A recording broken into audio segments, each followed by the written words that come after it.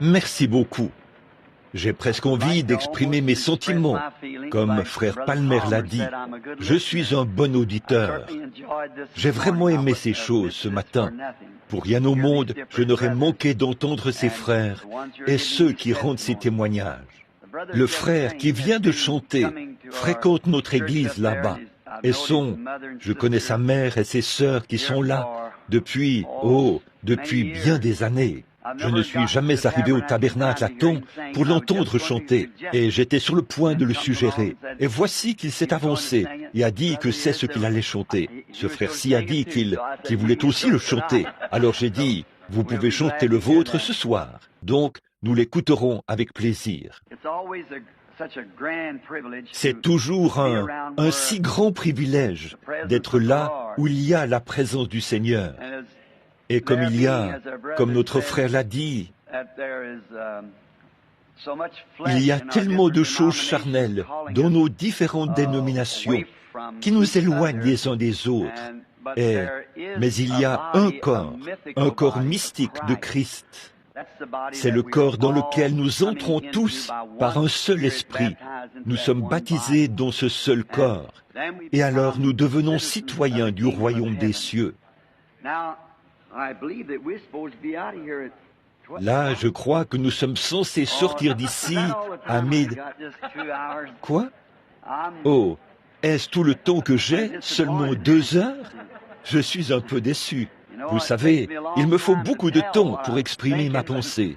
Et je suis reconnaissant d'avoir un auditoire qui est patient avec moi. Mais c'était simplement moi qui exprimais cela. Là, c'est simplement quelques mots pour les hommes d'affaires et tous ceux qui sont ici. Et je tiens à dire que j'ai passé des moments glorieux. Hier soir, j'avais la joie dans mon cœur, même après que je suis rentré à la maison, comme on a dit ce que John Wesley a dit à propos de « dans son sein », de voir que notre Dieu est toujours vivant. Nous n'avons pas besoin de faire des suppositions à ce sujet. Il est réel. C'est la simplicité de juste accepter ce qu'il a dit et de voir cela devenir une réalité. Vous voyez, la parole est une semence. Et si cette semence est mise dans la bonne terre, à la bonne température, elle croîtra si elle est fécondée. Et nous savons que cette parole est fécondée parce qu'elle est Dieu lui-même. Au commencement était la parole, et la parole était avec Dieu, et la parole était Dieu. Elle est toujours Dieu. Elle a été faite chair et elle a habité parmi nous. Nous sommes si reconnaissants d'apprendre que les méthodistes, les baptistes, les presbytériens, les grecs orthodoxes et tous les autres se rassemblent dans un merveilleux endroit. Et je crois que Jacob a creusé un puits, l'ennemi l'en a chassé et il l'a appelé malice. Puis il a creusé un autre puits, ils l'en ont chassé et il l'a appelé querelle. Puis il a creusé un autre puits et a dit il y a de la place pour nous tous. Donc, je pense que c'est à peu près la même chose. Luther en a creusé un, Wesley en a creusé un, maintenant nous en avons un. Il y a de la place pour nous tous. Alors, levons-nous tous et abreuvons-nous à ce même puits. Si vous chevauchez un chameau à 1 bosse, ou un chameau à 2 bosses, ou un chameau à 3 bosses, vous pouvez toujours venir vous abreuver. C'est tout. Nous sommes en route. Bon, je pense qu'après cette petite touche d'humour et tout, ce qui est une bonne chose à mon avis, Dieu lui-même a aussi le sens de l'humour, vous savez. Je pense que nous devrions simplement courber la tête pendant un instant pour prier, avant d'aborder cette parole. Notre Père, toi, le Dieu grand et puissant, à qui notre chanteur vient d'exprimer les sentiments que nous avons tous, que tu es grand. Nous nous approchons de toi au nom de ton enfant bien-aimé, le Seigneur Jésus, notre sacrifice. Et alors que par la foi, nous sortons de ce bâtiment pour entrer dans ta présence, nous contemplons ton trône à travers notre sacrifice, sachant qu'il nous a promis que si nous demandons quoi que ce soit en son nom, cela nous sera accordé. Nous allons essayer de lire ta parole et d'en parler. Puisse le Saint-Esprit prendre la parole maintenant et la planter dans le cœur de chacun de nous. Circoncire les lèvres qui vont parler et les oreilles qui vont entendre et faire qu'elles tombent dans la bonne terre pour produire au centuple. C'est au nom de Jésus que nous le demandons. Amen. Si, d'habitude, bien des gens aiment prendre les passages de l'Écriture que les ministres lisent, j'aimerais attirer votre attention sur l'Évangile de Marc, chapitre 10, à partir du verset 17, que nous lirons pour en tirer un contexte. Comme Jésus se mettait en chemin, un homme accourut vers lui, et se jetant à genoux devant lui, « Bon maître, lui demanda-t-il, que pour avoir la vie éternelle. » Jésus lui dit, « Pourquoi m'appelles-tu bon? Il n'y a de bon que Dieu seul. Tu connais les commandements. Tu ne commettras point d'adultère, tu ne tueras point, tu ne déroberas point, tu ne diras point de faux témoignages, tu ne feras tort à personne. Honore ton père et ta mère. » Il lui répondit, « Maître, j'ai observé toutes ces choses dès ma jeunesse. » Jésus, l'ayant regardé, l'a aimé et lui dit, « Il te manque une chose. Va, vends tout ce que tu as, donne-le aux pauvres, et tu auras un trésor dans le ciel. Puis viens, prends ta croix et suis-moi. » Mais, affligé de cette parole, cet homme s'en alla tout triste, car il avait de grands biens. J'aimerais tirer de ceci un texte sur le sujet des investissements. J'ai pensé que ce serait approprié pendant quelques minutes, comme nous parlons à des hommes d'affaires de la ville, de parler des investissements.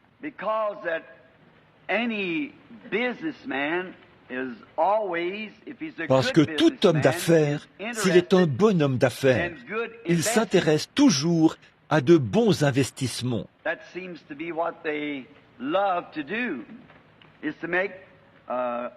On dirait bien que c'est ce qu'ils aiment faire. Effectuer de bons investissements, des investissements sûrs, parce que ça rapporte toujours.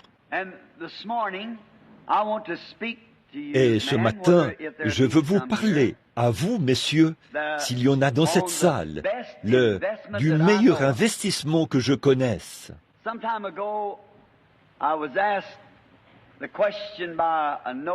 Il y a quelque temps, un ministre bien connu de l'Église baptiste, d'où je viens, m'a posé une question. Il a dit, « Frère Branham, j'ai appris que vous faites partie des hommes d'affaires du plein évangile. » J'ai dit, « Oui, monsieur, c'est vrai. » Il a dit, « Que faites-vous là, avec les hommes d'affaires du plein évangile ?» J'ai dit, « Je suis un homme d'affaires. » Il a dit, « Un homme d'affaires ?» J'ai dit, « Oui, monsieur. » Il a dit, « Dans quel domaine travaillez-vous ?» J'ai dit, « Les assurances. » Et il a dit, « Quoi ?» Et j'ai dit, « L'assurance. » Il a dit, « Quelle sorte d'assurance ?» J'ai dit, « La vie éternelle. » S'il y en a qui veulent discuter d'une police avec moi, après la réunion, je serai heureux de vous rencontrer et d'en discuter. Il y a quelque temps, un ami avec qui je suis allé à l'école, il est un agent d'assurance, et c'est quelqu'un de bien. J'ai un frère qui est agent d'assurance, mais il se trouve que je n'ai jamais souscrit à une assurance. Alors je n'ai rien contre ça. Mais ce jeune homme est venu me voir une fois. Il s'appelle Snyder. Son frère est un ministre baptiste. Wilmer m'a dit, il a dit, « Billy, j'aimerais te parler d'assurance. » Et j'ai dit, « Merci Wilmer. » Et je dis, « Je vais parler de n'importe quoi d'autre. » Mais, et je dis, « J'ai déjà une assurance. » Et il a dit, « Oh, je suis désolé. » Il a dit, « Tu as quoi ?» J'ai dit, « J'ai l'assurance. » Et ma femme m'a regardé comme si j'étais un menteur. Elle s'est arrêtée et elle m'a lancé un regard parce que je n'ai aucune police d'assurance. Et il a dit, « Billy, quelle assurance as-tu » J'ai dit, l'assurance. Assurance bénie, Jésus est mien. Oh, quel avant-goût de la gloire divine. Je suis un héritier du salut, acquis par Dieu, né de son esprit, lavé dans son sang. Il a dit, « C'est très bien ça, Billy, mais ce n'est pas ça qui t'installera ici, au cimetière. » J'ai dit, « Ça m'en fera sortir. Je ne me fais pas de soucis pour y entrer. Je veux en sortir. »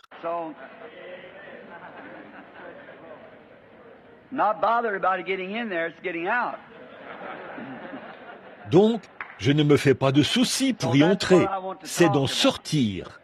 Alors, c'est de ça que je veux parler. Quelqu'un qui a de l'argent veut naturellement effectuer un bon investissement.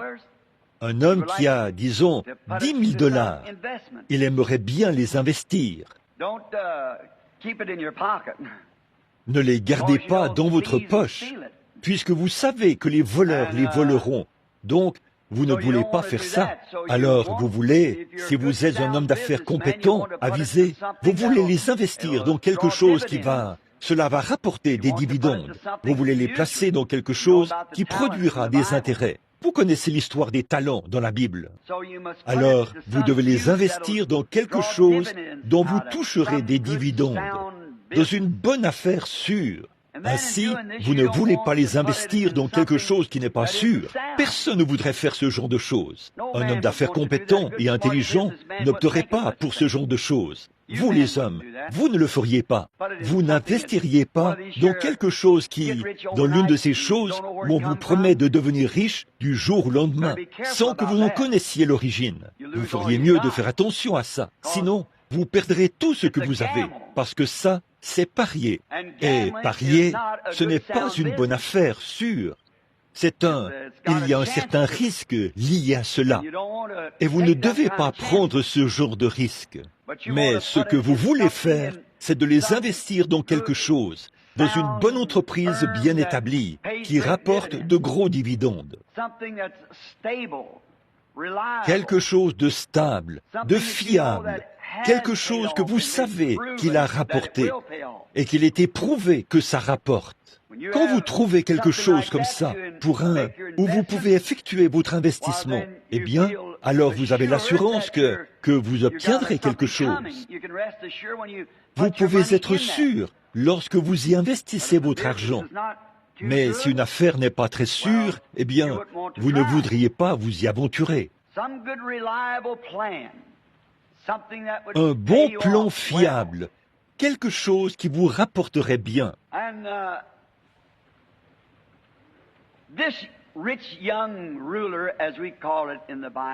Et ce jeune chef riche, comme on l'appelle dans la Bible, a laissé passer une excellente occasion. Il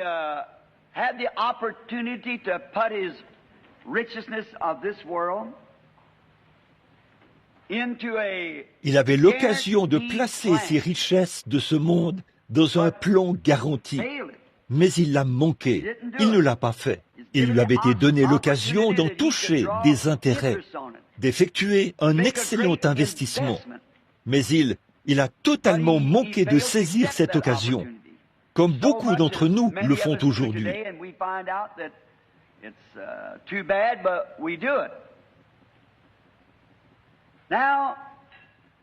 Et nous savons que c'est mauvais, mais nous le faisons. Et là, bien qu'il était parfaitement confirmé que ce plan qui lui était proposé était bien établi. Quand Jésus est venu sur la terre, il a prouvé qu'il était ce qu'il disait qu'il était. Qu'il était Dieu, manifesté dans la chair. Car il a amené cela à une confrontation. Et il a dit, « Si je ne fais pas les œuvres de mon Père, alors ne me croyez pas. »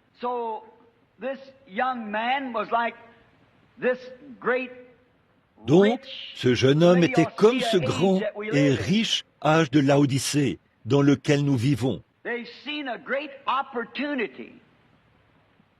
Ils ont vu une grande occasion d'investir dans quelque chose, mais ce n'est pas populaire. Jésus n'était pas un homme populaire à son époque, sauf parmi les pauvres et les illettrés. L'Église à son époque, la dénomination à son époque, ou les religions sectaires n'avaient rien à faire avec lui. Mais il devait y avoir quelque chose à son sujet qui faisait que ce jeune homme riche voyait en Jésus ce qu'il ne voyait pas chez les autres. Et il a eu le simple bon sens de venir demander ce qu'il devait faire.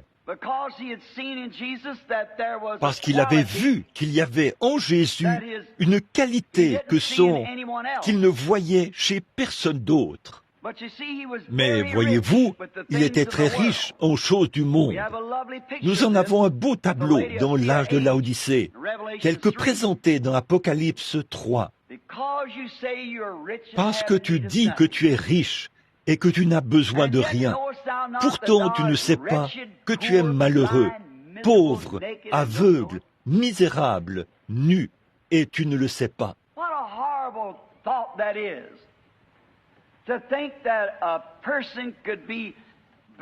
Quelle pensée horrible de s'imaginer que quelqu'un pourrait être aveugle ou qu'il serait nu dans la rue, c'est quelque chose d'horrible.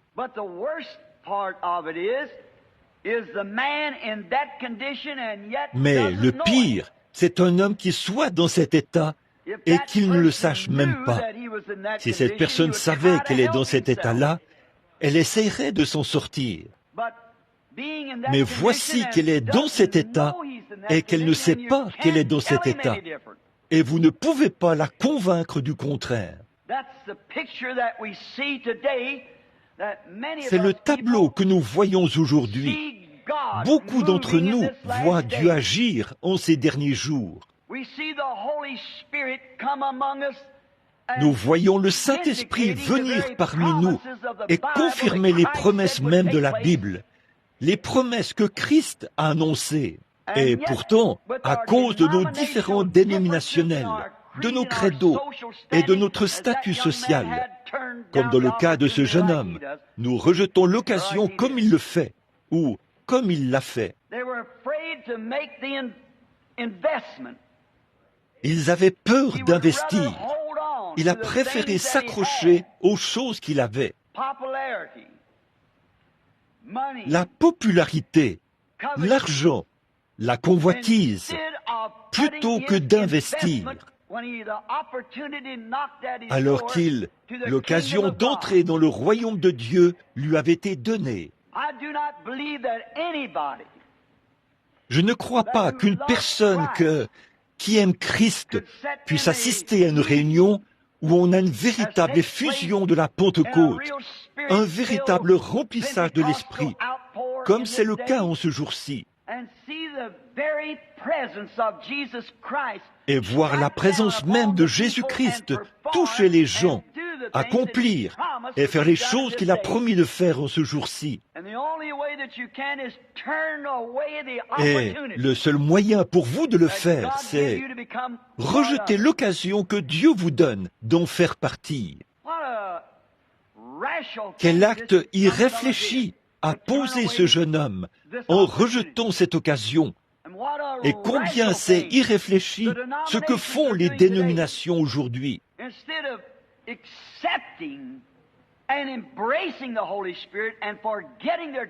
Au lieu de recevoir et d'embrasser le Saint-Esprit et d'oublier leurs différends, ils désunissent les frères, essaient de former de petits groupes qui suivront leurs tendances. Nous voyons que dans Apocalypse 3, dans l'âge de Laodicée, dans lequel nous vivons maintenant, selon mon interprétation de l'Écriture, lorsque le message de l'âge de Laodicée a été proclamé, comme il en a été dans chaque âge a eu un messager. Nous sommes arrivés dans ce dernier jour, Et nous avons vu que cette Église était très riche. Et que les gens étaient tellement en désaccord avec lui qu'ils l'ont expulsé de l'Église. Parce que c'est le seul âge de l'Église que nous voyons, même tout au long de... quand on prend l'âge de l'Église d'Éphèse, de Sardes, tous les âges de l'Église autant qu'ils sont, même jusqu'à l'âge de Philadelphie, l'âge de l'Église de Wesley, et ainsi de suite.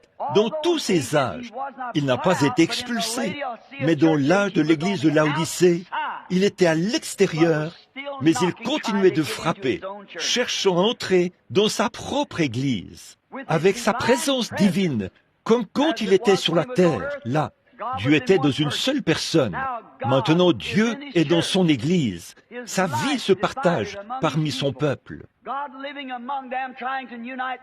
Dieu vit parmi eux et essaie de les unir dans le corps mystique de Christ, qu'on appelle son épouse.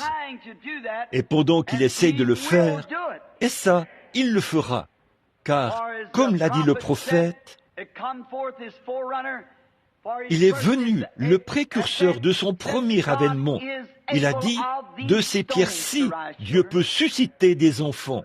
Et aujourd'hui, alors que les bénédictions sont descendues sur les pentecôtistes il y a des années, et qu'ils se sont séparés et semblent ne pas avoir la foi, des méthodistes, des orthodoxes, et ainsi de suite, de ces pierres-ci, Dieu peut susciter des enfants à Abraham.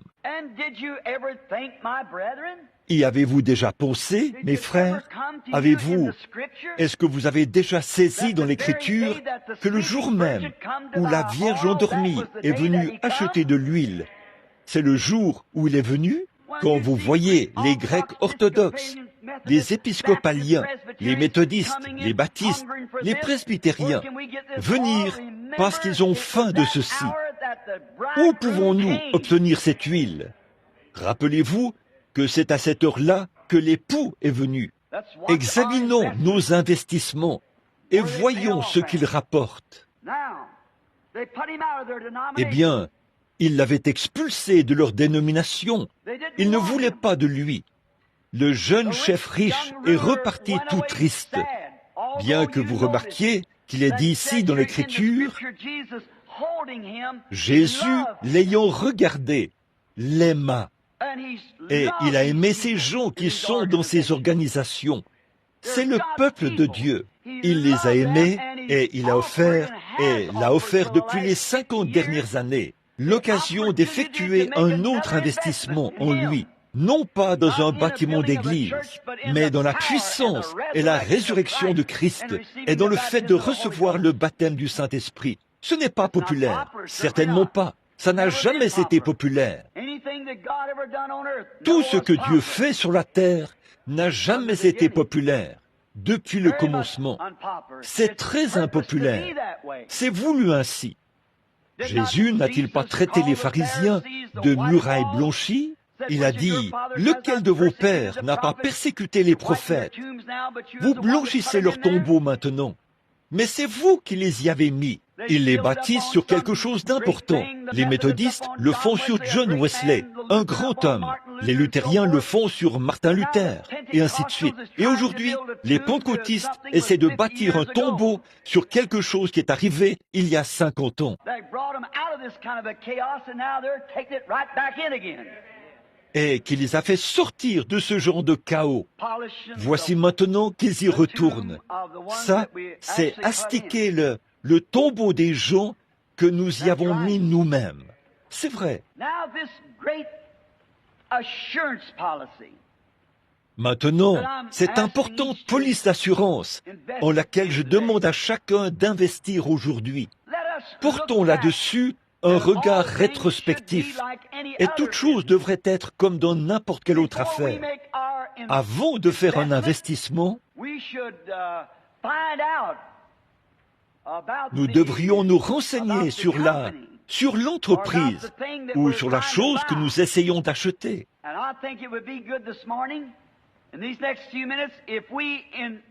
Et je pense que ce matin, au cours des prochaines minutes, il serait bon que nous étudions quelques-uns des détenteurs de cette police. pour savoir exactement ce qui leur est arrivé. C'est la seule chose à faire lorsqu'on a l'intention d'investir dans une affaire. D'habitude, on demande à son prochain, qu'en est-il de l'entreprise telle et telle? Qu'en est-il de la société telle et telle? Eh bien, cela a rapporté ceci à un tel. Cela a rapporté ceci à un tel. Eh bien, cela a rapporté ceci. Et ces titres, c'est bon. C'est bon de la banque, du gouvernement. Ils ont rapporté 25%, et ainsi de suite. Il est bon d'étudier la chose et d'être bien renseigné avant d'investir. Alors, en tant que... Je ne suis pas tout à fait un courtier d'assurance ce matin, mais j'en représente un. Retournons en arrière. Étudions quelques-unes des personnes qui en détiennent une. Quelques-uns des détenteurs qui ont détenu la chose à laquelle j'essaie de vous dire de vous accrocher. La parole de Dieu, la parole de sa promesse, en dépit des dénominations ou des credos. Des hommes et des femmes qui ont pris Dieu au mot, sans tenir compte de ce que qui que ce soit d'autre en pensait. Nous voulons prendre quelques-uns de ces détenteurs et les étudier. Commençons par un brave détenteur auquel j'ai pu penser d'il y a bien des années. Il s'appelait Noé. C'était un riche fermier. Et nous voyons que même s'il avait beaucoup de biens sur la terre, un jour, Dieu lui a parlé. Et d'habitude, quand Dieu parle, c'est tellement contraire à la conception terrestre des choses. C'est tellement différent de la tendance moderne du jour que la personne qui souscrit à cette police, les autres personnes qui n'ont pas cette police, ou qui n'en connaissent rien, ou qui n'en ont jamais discuté, pensent que l'homme est fou de l'accepter. Il en a toujours été ainsi. Dieu a dit à Noé, en vertu de la promesse, je vais détruire le monde et je veux que tu construises une arche. Prends le bois dans ta ferme et ne plante plus de feuillus. Mais je veux que tu construises une arche. C'est pour vous sauver la vie. Et Noé a obéi à cela. Ça ne concordait pas avec leur concept scientifique moderne.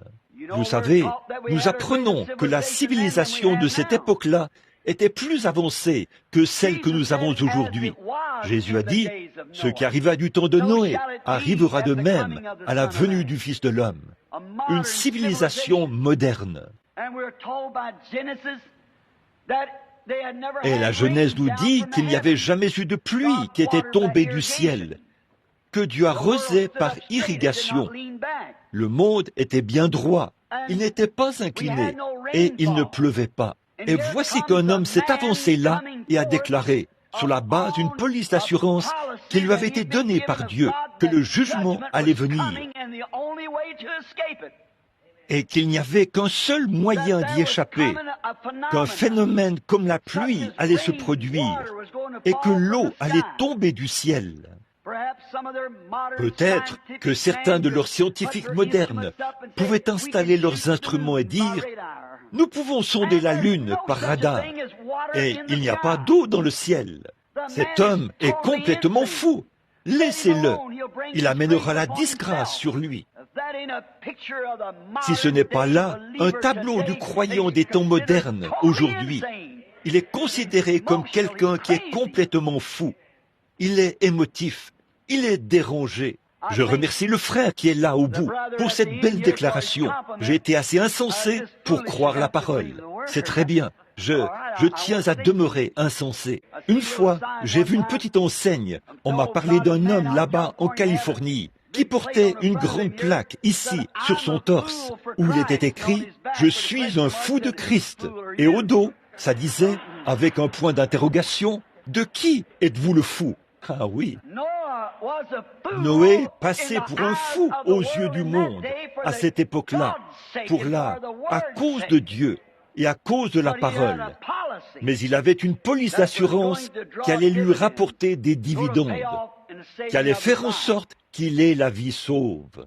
Comme je l'ai déjà dit, il se peut que ça ne concorde pas avec tous les mouvements scientifiques. Aujourd'hui, les gens pourraient essayer de dire que c'est purement de l'émotion, comme l'a dit un frère ici, lors de son témoignage. Je crois qu'il a dit qu'il ne voulait pas d'émotion. Et c'est très bien. Je pense qu'il y a beaucoup de choses radicales qui sont associées, qui se déroulent avec ça. Je lisais la vie de Martin Luther, ou son histoire, et il y est dit que ce qui était phénoménal, ce n'était pas tant le fait que Luther ait pu protester contre l'Église catholique et s'en tirer, mais ce qui était phénoménal, c'est que cet homme ait pu garder la tête au-dessus de tout le fanatisme qui a suivi son réveil. C'est pareil aujourd'hui. Ce qui est phénoménal.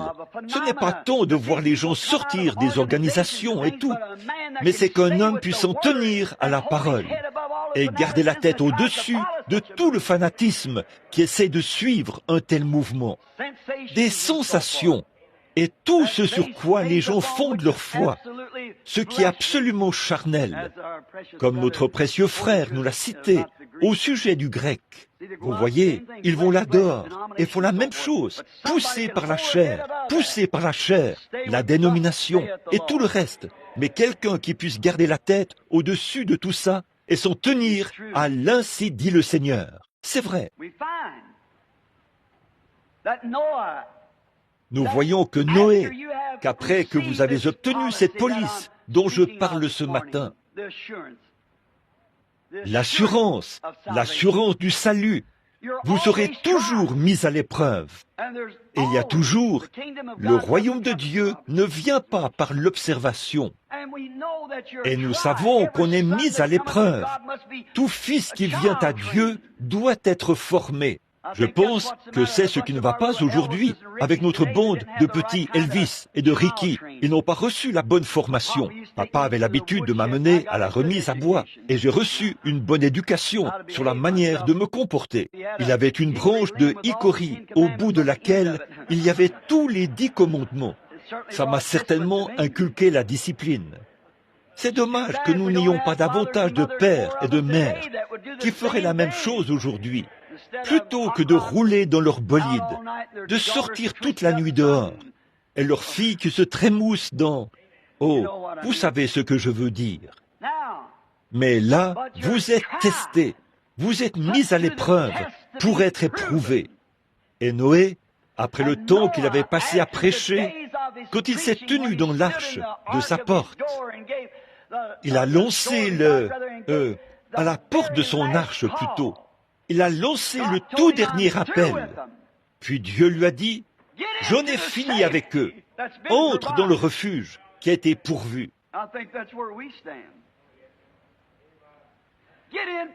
Je pense que c'est là où nous nous tenons. Entrez dans ce lieu sûr. Le trafic du péché devient terrible. Mais Dieu nous a donné un lieu sûr, comme je le disais hier soir, en parlant de la vaccination. Restez-y, n'allez pas à l'aventure. Comme le frère l'a dit, vous pourriez vous retrouver hors de ce lieu. Vous feriez mieux de rester en place. Alors, ne vous aventurez pas dans des ismes et des dogmes. Tenez-vous-en à la parole. Tenez-vous-en à Christ. Le connaître lui, c'est la vie, et non connaître son credo, ni connaître son livre, ni connaître quoi que ce soit, mais le connaître lui, c'est la vie. Nous voyons que Noé, illustrons un peu la scène, il commençait à se faire tard. Noé leur a dit, « Ceci est votre dernier appel. J'ai ici la police, l'assurance, qu'il va pleuvoir. Peu m'importe ce que dit votre règle scientifique, vous feriez mieux d'entrer. » Ils se sont moqués de lui. Il y en a qui sont restés tout près, bien sûr. Ils écoutaient, et d'autres ne sont même pas du tout venus l'écouter. Donc, Noé est entré, et la porte s'est refermée derrière lui. Ce n'est pas Noé qui a fermé la porte, c'est Dieu qui a fermé la porte. Et il le fera de nouveau quand le dernier membre du corps de Christ. Ça ne deviendra jamais un corps difforme pour vous inclure. Vous et moi, nous ferions mieux d'y entrer pendant que l'occasion nous est donnée. Il n'aura pas 6 doigts sur une main, ni même 2 ongles sur un doigt. Ce sera un corps parfait, sans défaut. Une fois que le dernier membre aura été ajouté à ce corps, Dieu fermera la porte entre le jugement est la miséricorde, ou la miséricorde est le jugement, devrais-je dire. Remarquez, et après que la porte s'est refermée, je peux entendre Noé dire à sa femme, s'il m'était donné de l'entendre, et l'un de ces, comme les frères en ont parlé, se parler en langue, comme un fil électrique qui fait du bruit. L'entendre dire, bon, demain matin, les nuages vont se lever, il va pleuvoir, le tonnerre va gronder, et les éclairs vont briller, et il va pleuvoir abondamment. J'ai fait tout mon possible, mais je suis maintenant à l'intérieur, et la porte est fermée. Nous savons que quelque chose de surnaturel s'est produit, parce que ce n'est pas nous qui avons fermé cette porte. Quelqu'un l'a fermée. C'était Dieu. Et vous savez, à ce moment-là, il y avait quelques croyants frontaliers qui se tenaient tout près. Ils écoutaient, ils y croyaient à moitié, probablement comme le jeune chef riche. Et ils ont dit, nous ferions mieux d'aller là-bas. Nous savons que c'était un bon vieillard. Et si une telle chose se produisait, nous serons tout près, là, où nous pourrons vite entrer à l'intérieur. Il nous ouvrira la porte. Mais souvenez-vous, Noé n'avait aucun moyen d'ouvrir la porte. Ne soyez pas frontaliers avec Dieu. Ne vous contentez pas d'être un brave homme ou une brave femme. Soyez remplis du Saint-Esprit, baptisés dans le corps par le Saint-Esprit. N'acceptez aucun oui-dire, ni rien d'autre à ce sujet. Restez là jusqu'à ce que vous soyez morts. Que votre vie soit nouvelle en Christ et que toute votre vie soit changée. Ne vous contentez pas d'une émotion, d'une sensation ou de quelle. Ne le faites pas. Restez là jusqu'à ce qu'il se produise réellement quelque chose qui vous change complètement. Noé était à l'intérieur et là, ces croyants frontaliers sont allés là-bas discrètement en se disant « il se peut qu'il pleuve », comme l'a dit le vieil homme. Il s'est passé quelque chose de phénoménal. De la même manière, le monde peut voir aujourd'hui que quelque chose est en train de se passer. Et le premier matin, lorsque Noé s'est réveillé et qu'il est monté pour regarder par la fenêtre, le soleil s'est levé et il brillait comme d'habitude.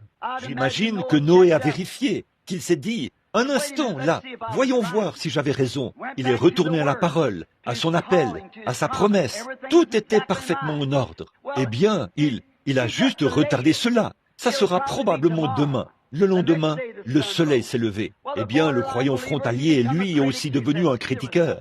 Il a dit, voyez, il n'y avait rien de vrai là-dedans. Il est reparti.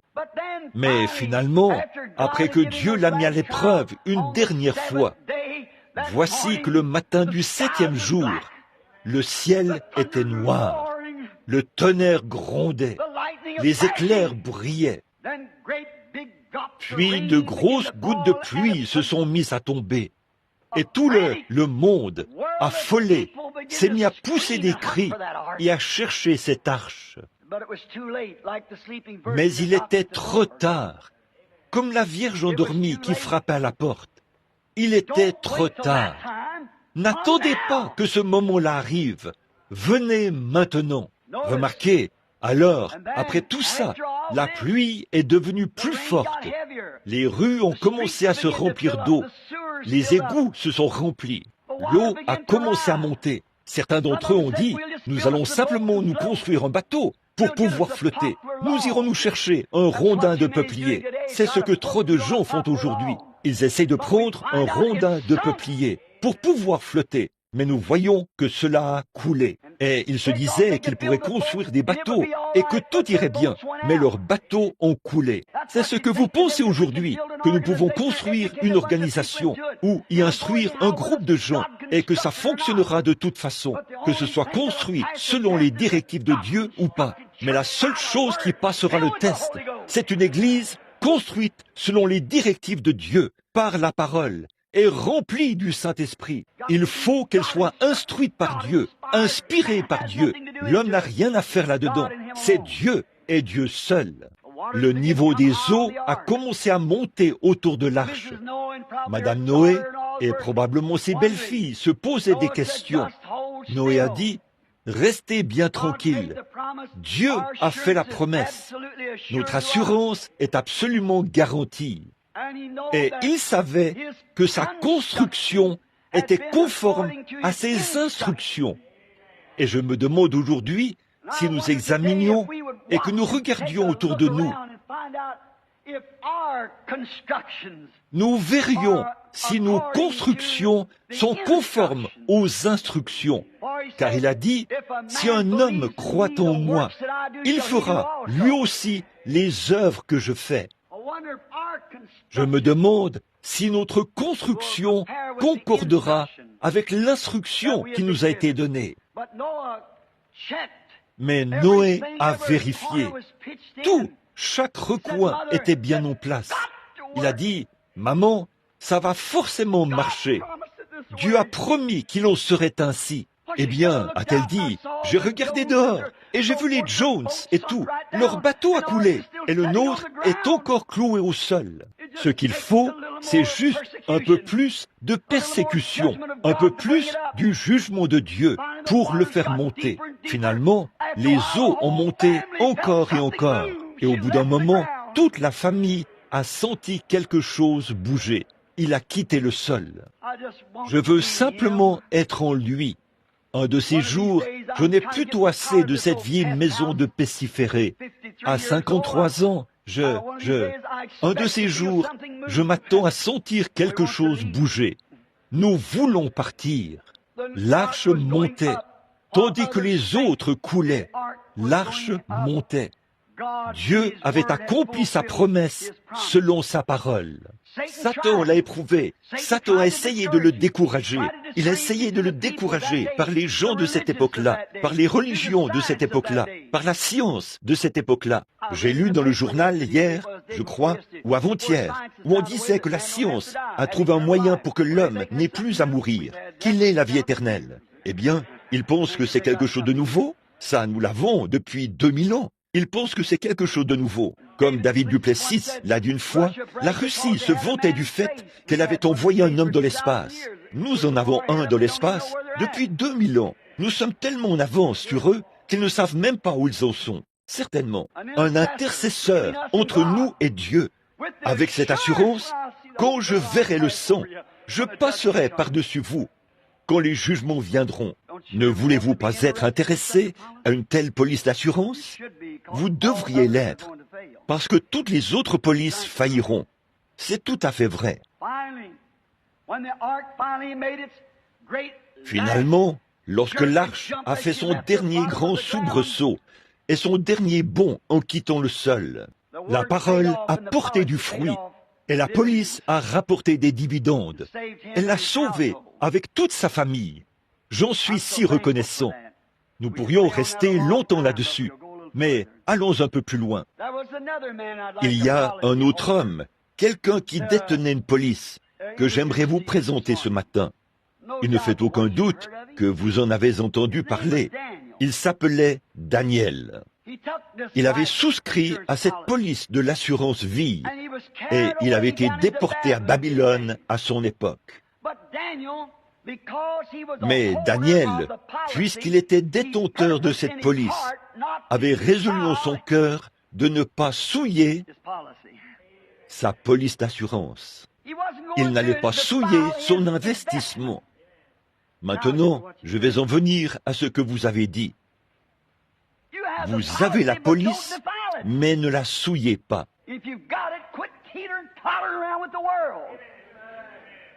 Si vous l'avez, arrêtez de jouer à la balançoire avec le monde.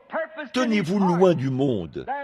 Et Daniel avait résolu en son cœur de ne pas souiller son héritage par les mets du roi. Maintenant que certains d'entre vous, les femmes, laissent pousser leurs cheveux, c'est vrai que certains d'entre vous, les hommes, commencent à faire quelque chose. Honte à vous, les prédicateurs, qui avez honte de le dire, que Dieu ait pitié de vous. Vous avez peur d'être expulsé de votre organisation. Qu'en est-il d'être expulsé de l'arche? Souvenez-vous, frères, c'est la parole de Dieu qui le dit. Ne souillez pas votre investissement. Si vous avez effectué l'investissement, alors tenez-vous-y et gardez cela dans un endroit sûr, à l'intérieur de votre cœur, dans votre âme. Tenez-vous-y, ne souillez pas cela avec les choses du monde. Église, revenez à Dieu, éloignez-vous de ces petites choses après lesquelles vous courez. Les unitaires vous mettent à la porte. Vous vous joignez aux assemblées. Les assemblées vous mettent à la porte. vous allez à l'église de Dieu. Cessez de souiller votre héritage. Cessez de souiller votre investissement. J'aurais dû dire, retournez, gardez cela pur, travaillez pour Dieu. Je pourrais mentionner et vous faire remarquer que dans le cas de Daniel, cela lui a sauvé la vie. Lorsqu'on l'a jeté dans la fosse aux lions, les lions n'ont pas pu le manger. Il y avait quelque chose qui clochait, parce que l'ange du Seigneur avait été envoyé pour le protéger, et cela lui a sauvé la vie. Et s'il y a quelque chose d'important pour tout mortel, c'est la vie. Qu'y a-t-il de plus important que la vie? Lequel? Est-ce qu'un médecin pourrait se tenir ici ce matin et vous parler d'un comprimé qu'il a inventé par la science pour vous permettre de vivre 100 ans ou 1000 ans? Voyons, vous vendriez tout ce que vous avez pour l'avoir. Bien sûr que vous le feriez. La vie est précieuse. Mais j'essaie de vous parler d'une police, d'une assurance qui ne vous fera pas vivre pendant 100 ans, qui ne vous fera pas vivre pendant 1000 ans, mais vous vivrez éternellement. Parce que c'est une assurance de la vie éternelle. Et c'est ce qu'il nous faut. Les enfants hébreux avaient aussi la même police et l'assurance. Et c'était clair pour eux qu'ils ne se prosterneraient pas devant quoi que ce soit de contraire à la parole de Dieu. Peu importe le nombre de choses qui leur étaient présentées. Vous devez adhérer à ceci, sinon nous vous mettrons à la porte. Ils sont restés fidèles à la parole. Ils ne se sont prosternés devant aucune idole. Et lorsque le jugement est venu, leur vie a été sauvée parce qu'ils détenaient la police dont je parle. Simon-Pierre, nous pourrions parler de lui un instant, parce qu'il a été mentionné ce matin, et il est l'un des apôtres, et celui qui avait les clés du royaume. Autrement dit, la connaissance requise pour déverrouiller les portes du royaume, ce dont nous avons parlé hier soir. Cette clé avait verrouillé la porte, elle avait déverrouillé, et nous en avons entendu parler hier soir, le fondement originel. Il n'y a aucun moyen de revenir. Il faut tout simplement retourner exactement là où on a commencé. Le frère a dit ce matin, en parlant de Simon-Pierre, et ce qu'il a fait. Regardez où il a commencé. Il a commencé dans les actes. C'est là que l'Église a commencé. Et c'est là que l'Église doit retourner. Elle doit retourner à cette même ordonnance, à cette même parole de Dieu, et la suivre d'un bout à l'autre. Si nous l'avons délaissé, alors retournons à cela. Le seul moyen de parvenir au bon résultat, c'est de retourner en arrière et de rectifier notre conduite. Je fais du tir de précision, et j'ai reçu beaucoup de trophées. Et l'autre jour, comme le Seigneur connaît mon cœur et qu'il savait que j'avais besoin d'un peu de repos, il m'a permis de faire des tirs remarquables. Avec une simple carabine Winchester, modèle 70, calibre 22, sur le champ de tir, j'ai tiré 9 balles dans le même trou. Deux des hommes qui étaient là dans le groupe ont rebouché le trou en disant « Je crois que vous avez manqué la cible. » Qu'est-ce que c'était?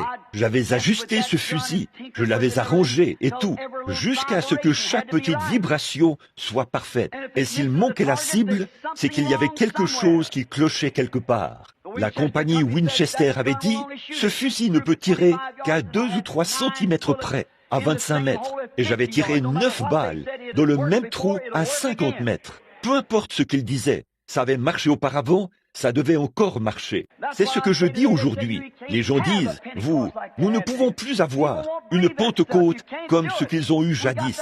Les gens ne croiront pas à ce genre de choses. Vous ne pouvez pas l'avoir. Il nous faut une église. Il nous faut une organisation. Il faut y injecter l'instruction, et ainsi de suite. Si jadis, cela fonctionnait pour des pécheurs illettrés qui pouvaient prendre Dieu aux mains, si cela a atteint la cible en ce temps-là, si cela a guéri les malades, si cela a ressuscité les morts, ça fera la même chose aujourd'hui. Si la vibration du fusil est bien ajustée, il atteindra la cible en plein centre. Sinon, retournez vérifier votre fusil. Alors, retournez, prenez l'ordonnance et trouvez où on a commis l'erreur. C'est la seule façon de faire, à ma connaissance. Mais ça marchera, parce que ça atteint la cible auparavant et ça l'atteindra encore.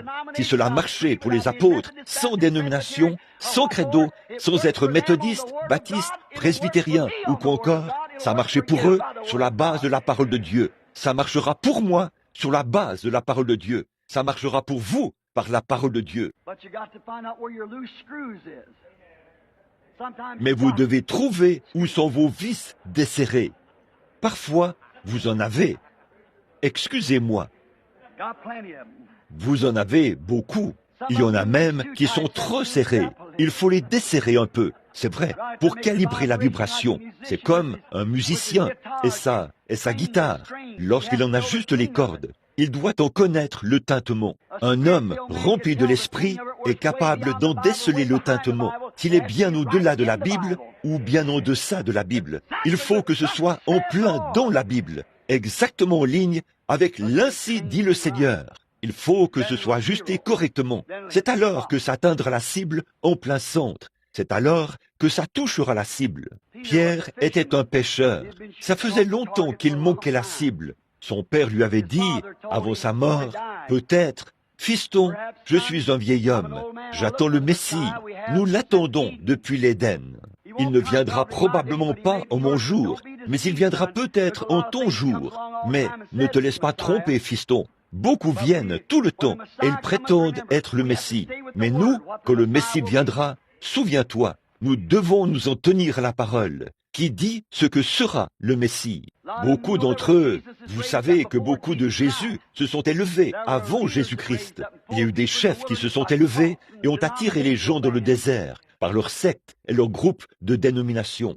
Mais ce n'était pas le vrai. Ils ont péri avec cela, comme lors de la révolte de Corée, qui a dit « Qui est saint ?» Moïse pense qu'il est le seul galet sur la plage. Il y a d'autres hommes qui sont saints.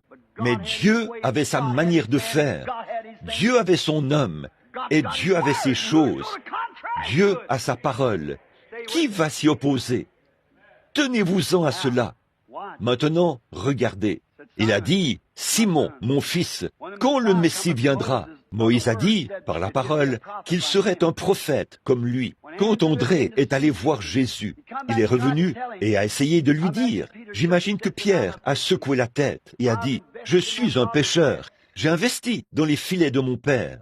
Je vais attraper des poissons. C'est ça mon métier. Et je suis un pharisien. Donc, je vais laisser ça comme ça. Je vais à l'église. Je suis aussi bon que n'importe quel autre homme. C'est tout. C'est bien. J'appartiens à l'église dont mon père faisait partie. Ou la tradition. Je vais simplement m'en tenir à ça. » Mais un jour, il est entré dans la présence de cet homme. Et dès qu'il est entré dans sa présence, il lui a dit, « Ton nom est Simon, et tu es le fils de Jonas. » Non seulement il le connaissait et savait qui il était, mais il connaissait son vieux père pieux, qu'il avait instruit, et c'était conforme à la parole. Il était prophète. Pierre a effectué un investissement. Il a abandonné ses filets. Il a dit, « Venez, suivez-moi, je vous ferai pêcheurs d'hommes. » Quelle différence avec le jeune chef riche qui voulait conserver ses richesses. Mais il a abandonné tout ce qu'il avait pour suivre Jésus. C'est Nathanaël ou Philippe qui est allé dire à Nathanaël, qui avait peut-être une grande oliveraie. Il était là-bas en train de l'examiner. Et lorsque Philippe lui a parlé de ce qu'il avait trouvé, il a d'abord un peu critiqué cela. Mais là, il est venu assister à l'une des réunions. Et dès qu'il l'a vu, comme il était un érudit versé dans les Écritures, il savait ce que serait le Messie. Et si c'était en ordre de quitter l'Église qu'il fréquentait, ces orthodoxes qui rejetaient Jésus, qui rejetaient la police, et qui disaient que ça ne valait rien, qu'on ne pouvait pas s'y fier, qu'il était un homme qui se faisait Dieu, il était un Belzébul, il était un barbare, il n'avait pas de référence, il était un enfant illégitime. Il n'avait pas fréquenté leurs écoles. Il n'avait pas été instruit dans leurs séminaires. Il était contre leur doctrine. Il démolissait leurs églises. Et sa doctrine faisait obstacle au peuple. C'est ce qu'on prétendait qu'il faisait. On l'appelait Belzébul. Et on disait qu'il avait séduit le peuple par sa doctrine. Eh bien, c'est ce genre de choses qu'on avait injecté en lui. Mais cet homme pieux, Nathanaël, dès qu'il est entré dans la présence de Jésus, il a dit, « Voici un Israélite dans lequel il n'y a point de fraude. » Il a dit, « Rabbi, d'où me connais-tu » Il a dit, « Avant que Philippe t'appelât, je t'ai vu. » Il a effectué un investissement. Son sacrificateur et tous les autres se tenaient là. Il n'avait pas honte. Il avait trouvé quelque chose de réel. Il avait trouvé Dieu en action.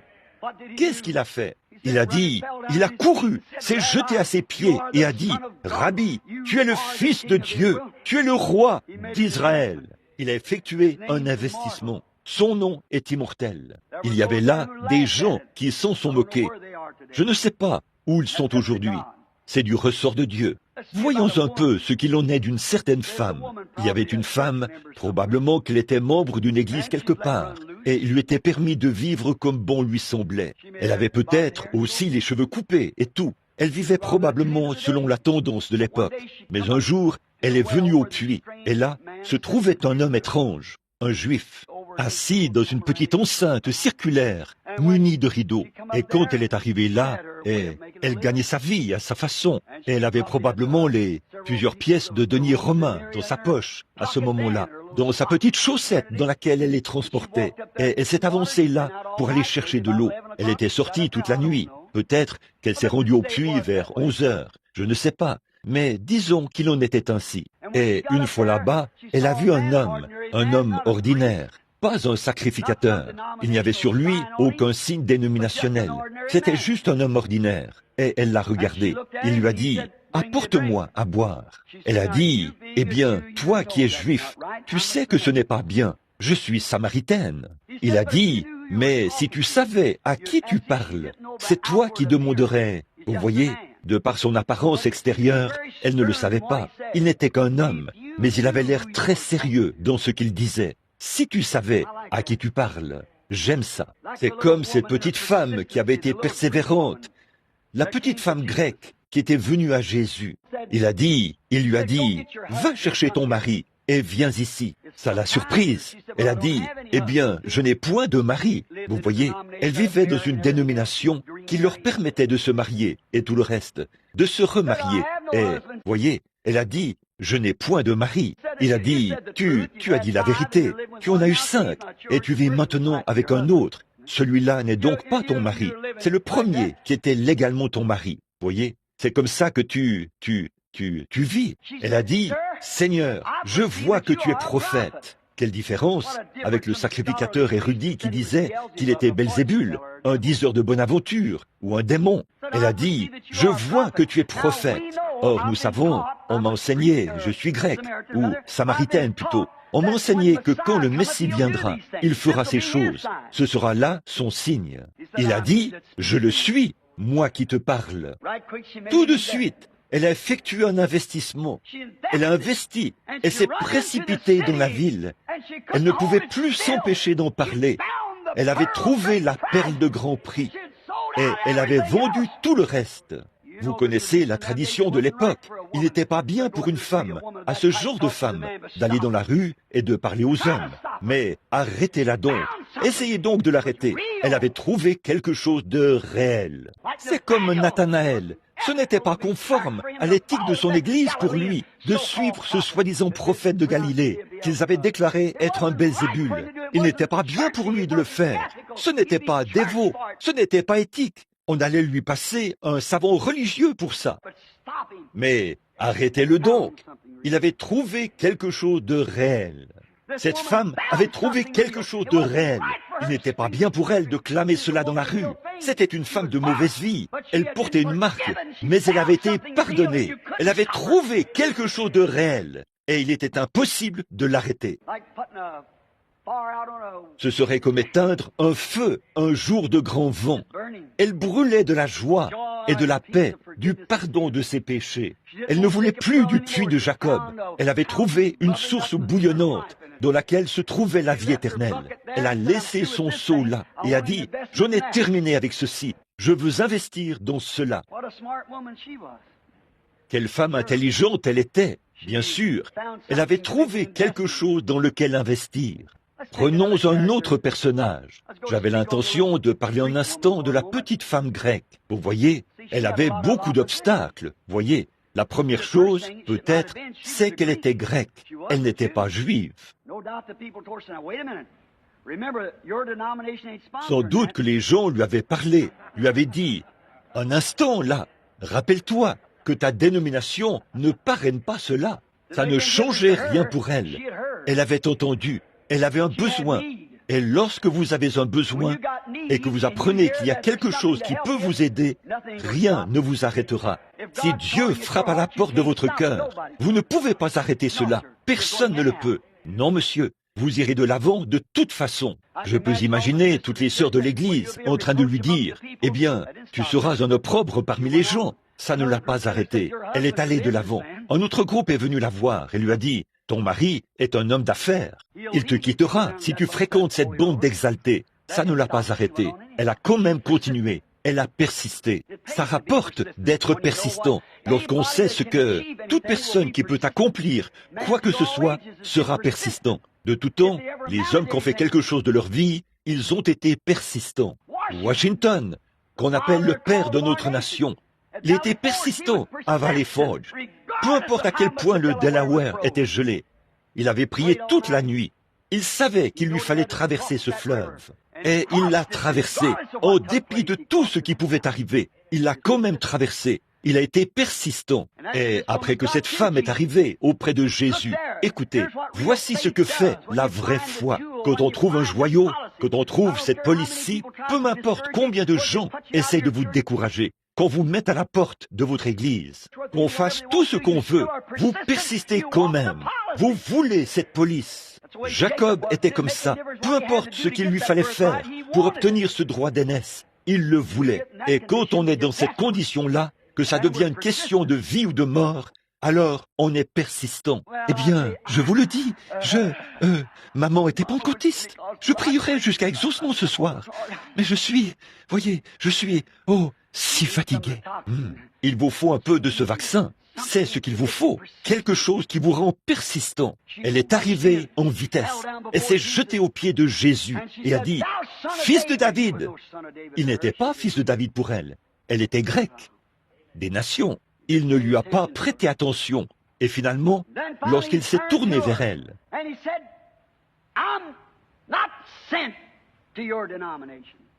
il a dit, « Je n'ai pas été envoyé à ta dénomination. J'ai seulement été envoyé aux brebis perdues d'Israël. C'est seulement à elle que j'ai été envoyé. » Elle a dit, « Mais Seigneur, là, elle a dit la bonne chose. Non pas fils de David, mais Seigneur pour elle. Seigneur. » Il a dit, « En plus, vous n'êtes rien d'autre qu'une bande de chiens. Et il n'est pas bien que je prenne le pain des enfants et le donne aux chiens. » Oh, combien les pentecôtistes seraient sortis de leur gond à cause de cela. Ah oui, pensez-vous que je vais laisser un baptiste me dire ça et s'en tirer? Non, monsieur. Ah non, ou un unitaire, ou un trinitaire, ou quoi encore? Non, monsieur, vous auriez levé le nez en l'air et vous seriez parti. Mais pas elle. Il lui fallait effectuer un investissement. Elle avait besoin d'un investissement. Amen. Peu importe, elle... La vraie foi authentique admettra toujours que la parole de Dieu est vraie, quelles que soient les circonstances. Elle a dit, « C'est la vérité, Seigneur. Tu ne nous as pas été envoyés. C'est la vérité, Seigneur. Je ne suis rien d'autre qu'un chien. Mais permets-moi de te donner mon point de vue là-dessus. Ce que je veux, ce ne sont pas les bénédictions qui leur sont destinées. Je veux juste les miettes. Oh, oh, oh. Eh bien, Seigneur, si tu me permets d'être moderne et d'aller là-bas et de devenir diacre dans l'église, si tu me permets d'être surveillant général, je vais y réfléchir. Espèce d'hypocrite, vous n'y comprenez rien. Il vous faut venir chercher les miettes. Il vous faut venir et...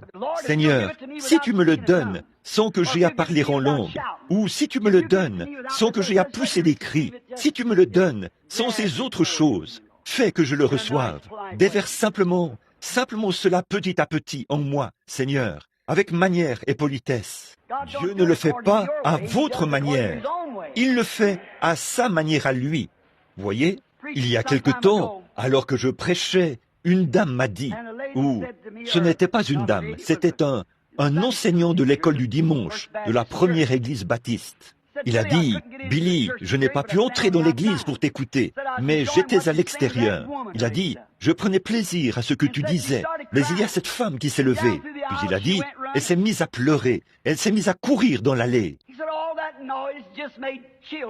A-t-il dit, « Tout ce bruit m'a donné des frissons dans le dos. » J'ai dit, Tu sais quoi? Si tu penses que ça, c'était bruyant, tu vis dans le monde le plus calme qui soit. Ah oui, tu vas mourir de froid si jamais tu arrives au ciel. Car si tu vas au ciel, il y aura, ce sera des cris, des jubilations et des louanges à Dieu, jour et nuit. Les anges autour du trône qui crient « Saint, Saint, Saint est le Seigneur Dieu Tout-Puissant ». Si tu es en enfer, là-bas, ce sont des pleurs, des gémissements et des grincements de dents. Tu vis dans un endroit très calme, certainement.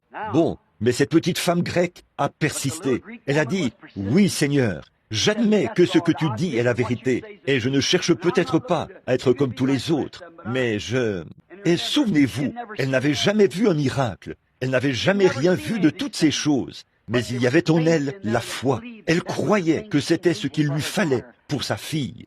Et alors, Jésus, le premier miracle qu'il a accompli là, sur cette femme des nations, il a dit, « Ta foi est grande. » Vous voyez, cela l'a touchée de voir qu'elle était tout à fait sérieuse. Notre problème aujourd'hui, c'est que nous ne sommes pas tout à fait sérieux par rapport à ces choses. Nous pesons nos mains. Nous avons peur de dire quelque chose de contraire à l'éthique.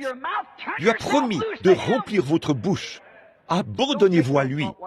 Ne vous inquiétez pas de ce que vous allez dire, mais nous suivons une telle éthique à ce sujet. Si je dis quelque chose de conforme à ma dénomination, ne le croira pas. On les mettra à la porte. Ça, c'est un meurtre prémédité. Oui, il y a une peine pour ça, vous savez. Ah oui, il y avait un homme du nom de Nicodème. Il voyait en Jésus quelque chose de vrai. C'était un vieil homme important au sein de son organisation. Et vous savez, il voulait effectuer un investissement parce qu'il voulait avoir la vie éternelle. Il est venu à Jésus de nuit. Apparemment, les banques étaient fermées. Mais sa banque est toujours ouverte, jour et nuit. Elle est ouverte maintenant même. Il a trouvé la banque ouverte et Jésus lui a donné l'ordonnance. Il voulait avoir la vie éternelle. Et là, il a investi dans la vie éternelle. Nous voyons tous ces groupes. Ils commencent à se faire tard. Finissons par ceux-là. Nous voyons dans Luc 24, 49 que Jésus a dit à ces gens qui avaient sacrifié tout ce qu'ils avaient et qui étaient en train de souscrire à cette police d'assurance de la vie éternelle. Luc 24, 49. Il leur a dit qu'il allait leur en donner les dividendes. Il leur a dit, bon, pour toucher vos dividendes, débarrassez-vous de tous vos différends. Arrêtez de vous disputer au sujet de ce que vous êtes, grec orthodoxe, ou que vous êtes baptiste ou presbytérien, comme l'a dit le frère ce matin, noir ou blanc, jaune, brun. Allez là-bas, dans la ville de Jérusalem, et attendez jusqu'à ce que je l'envoie. Et il y en avait 120 là-haut, qui étaient là pour y souscrire. Ils y ont donc souscrit, et ils sont allés là-haut pour toucher les intérêts de leur investissement. Et tout à coup, il est venu du ciel un bruit comme celui d'un vent impétueux. Les intérêts leur ont été payés. Ça rapporte toujours. Le jour de la Pentecôte, il y avait environ 3000 âmes qui voulaient souscrire à l'une des polices d'assurance et Pierre leur a donné les termes du contrat. Il leur a dit, repentez-vous, chacun de vous, et soyez baptisés au nom de Jésus-Christ pour la rémission de vos péchés. Et là, Dieu vous en versera les intérêts sur le champ. Vous toucherez des dividendes. Amen. Êtes-vous intéressé par une police? Eh bien, c'est pour celui qui veut. C'est vrai, celui qui veut. Un peu plus tard, il y a eu un jeune homme riche du nom de Paul. Il allait partout et faisait des ravages parmi ces gens. Et il était en route vers Damas. Il savait que Dieu existait, mais il pensait que ces gens étaient une bande d'exaltés. Pourquoi? Il n'avait jamais examiné le dossier des détenteurs de police. Il s'était dépêché d'aller les persécuter et de se moquer d'eux. Beaucoup d'entre nous ont fait la même chose. Quand nous avons vu cela, nous nous sommes dépêchés de nous moquer de cela. Et nous avons dit, c'est une bande d'exaltés. Mais un jour, alors qu'il était en route vers Damas, il était jeté à terre. Il a levé les yeux et a vu cette colonne de feu qui avait conduit son père, Moïse, et ses pères dans le désert. Et il a dit, « Saul, Saul, pourquoi me persécutes-tu » Il a dit, « Qui es-tu, Seigneur » Il a dit, « Je suis Jésus ». Il a découvert et était sûr que Dieu s'était fait chair et qu'il habitait parmi nous. Il savait par la Bible, parce qu'il comprenait la parole, que ceci, c'était vraiment le Messie. Et il en a vu la confirmation. Et dès qu'il en a vu la confirmation, il était prêt à investir. Il était décidé à souscrire à une police d'assurance. Il est allé à Damas, puis Ananias est venu, lui imposer les mains, l'a baptisé, et il a reçu le Saint-Esprit. Comme c'est glorieux!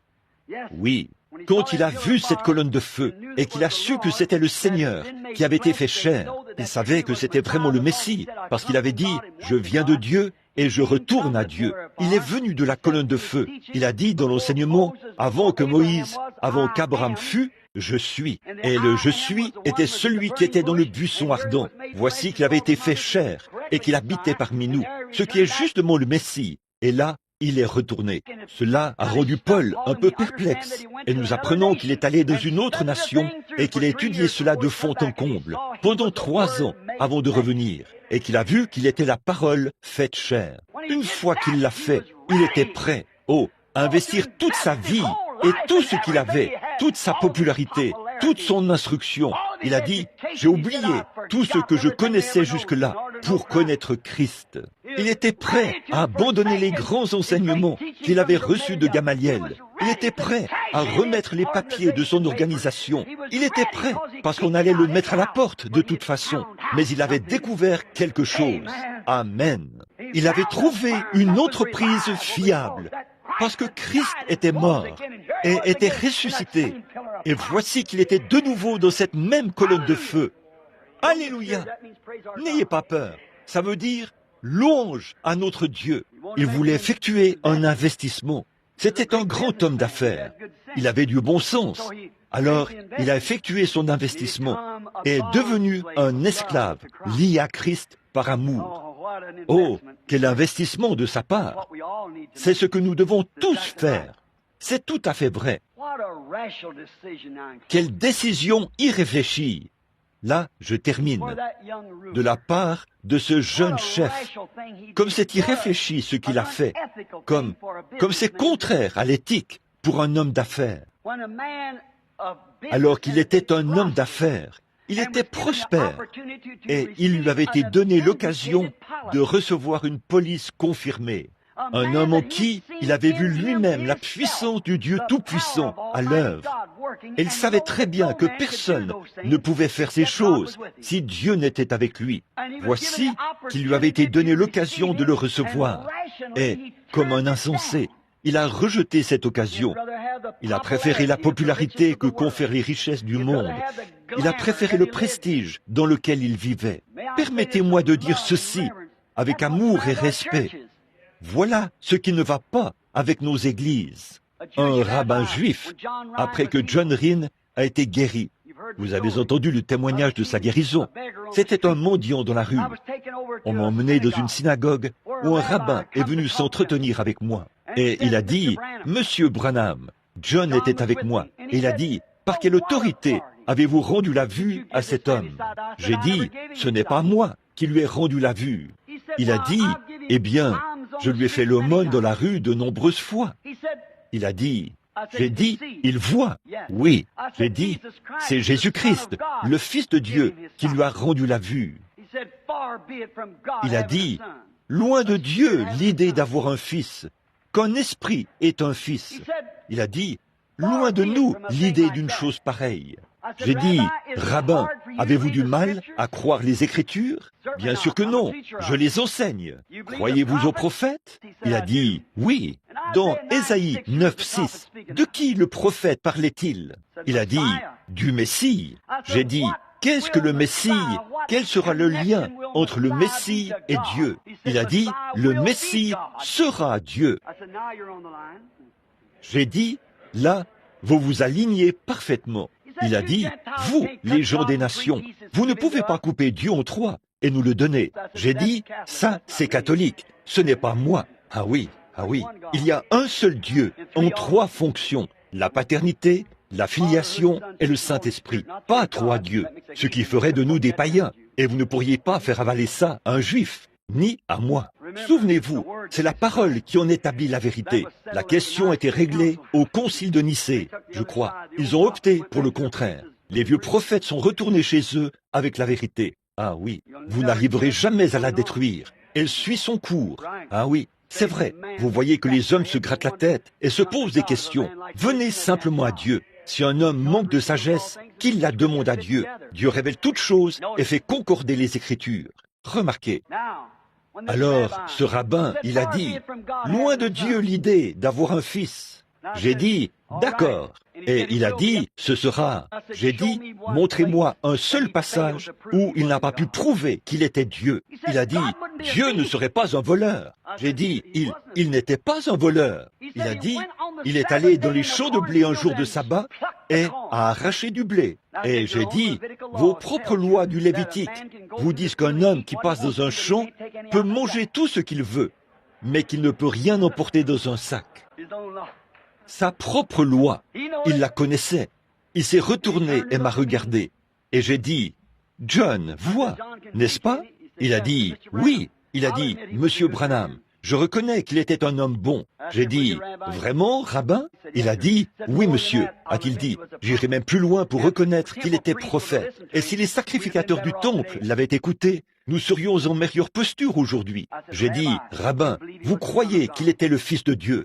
Il a dit, « Non, non, non, non. » J'ai dit, « Un instant là, vous avez dit qu'il était un homme bon, que vous pouviez lui faire confiance. Et s'il est prophète, il ne mentira pas. Et il a dit qu'il était le Fils de Dieu. Alors, qu'en est-il? » Oui, il a dit, « Si je prêche ça, nous étions à Benton Harbor. » Il a dit, « Vous voyez là-bas, je serai là, dans la rue, à mendier mon pain. » J'ai dit, « Ça, c'est être un vrai juif. » Pas vrai? J'ai dit, « Je préférerais rester couché à plat ventre, boire de l'eau plate et manger des crackers et prêcher la vérité de Dieu que d'avoir mon nom inscrit en lettres d'or, comme le vôtre, sur ce bâtiment et manger du poulet frit 3 fois par jour. » Oui, monsieur, la vérité. Les larmes ont coulé sur ses joues. Il a dit, « Je vous verrai plus tard. » J'ai dit, pas, « Voyons-le maintenant. Je suis... » Mais il est reparti. Puis, lorsqu'il a passé la porte, il s'est retourné, m'a regardé et a dit, « De ces pierres, Dieu peut susciter des enfants à Abraham. » Il croyait cela.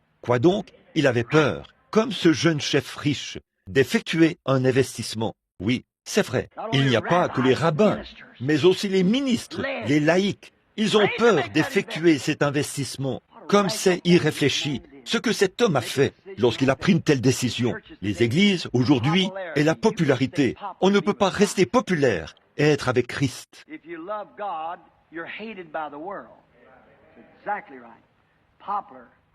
Quand on aime Dieu, on est haï du monde.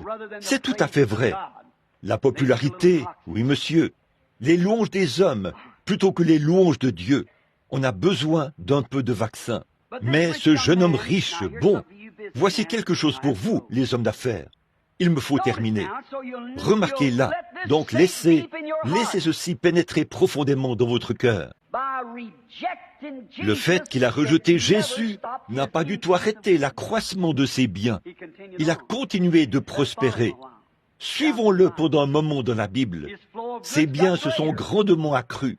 Et parce que vos affaires connaissent un peu de croissance, n'allez jamais penser que chaque fois, ce sont les bénédictions de Dieu. Les méchants prospèrent, vous savez. Cet homme a prospéré.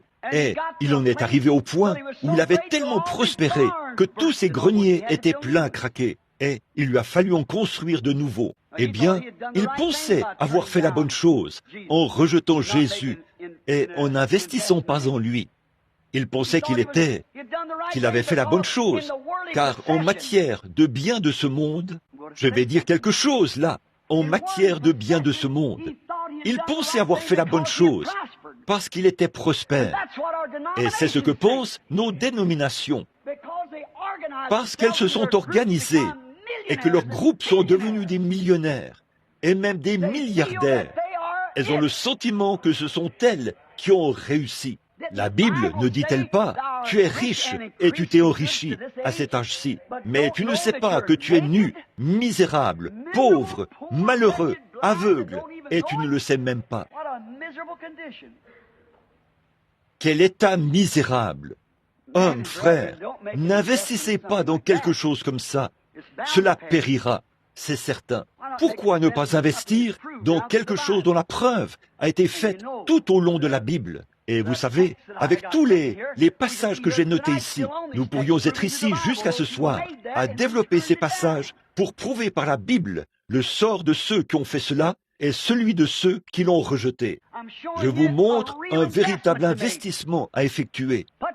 Donnez votre vie, votre temps, votre argent, votre talent. Donnez tout ce que vous avez à Christ. Dieu nous a donné cette garantie en le ressuscitant. Nous ressusciterons au dernier jour. Il l'a promis. Que pourriez-vous attendre de plus? Indiquez-moi un seul investissement que vous pourriez faire et qui rapporterait comme celui-là. Indiquez-moi dans quoi vous pouvez investir ce matin et gagner 10 millions de dollars sans être un cadavre demain. À quoi cela vous servirait-il? Que sert-il à un homme de gagner le monde entier s'il perd son âme?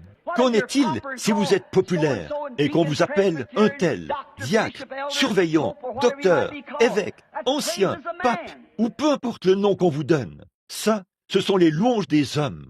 Je préférerais être traité d'exalté par les gens et être un fils de Dieu dans mon cœur, ayant la nouvelle naissance et l'Esprit de Christ en moi, et qu'il le prouve par la confirmation de sa parole, et qu'il me fasse vivre.